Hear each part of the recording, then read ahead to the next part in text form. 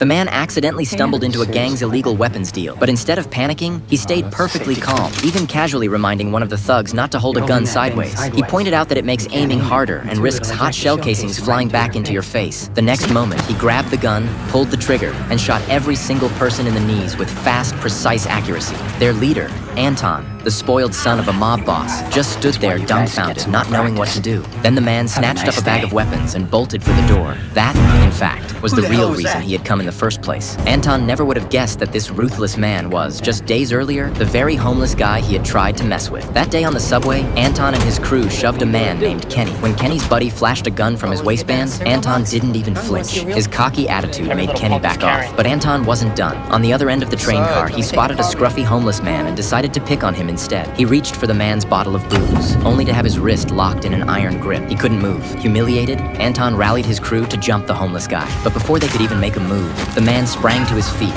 and with a few quick and brutal strikes, dropped Anton and his gang to the floor. Later at the police station, Sheriff Lena took one look at the 4 injured punks, then at the homeless man sitting there with his hair still perfectly in place, and immediately knew this was no ordinary vagrant. She pulled the subway surveillance footage. Having served in the military herself, Lena instantly recognized the man's movements. Pure special forces training. She suspected he might be a veteran suffering from PTSD, but when she questioned him, the homeless man said nothing, staying silent the entire time. Her real goal, however, was to lift his fingerprints off a water glass. Running them through the system, Lena was shocked. His prints had shown up at dozens of crime scenes over the past few years. Not only that, he was wanted by 4 different countries. When she went looking for him again, he had already vanished without a trace.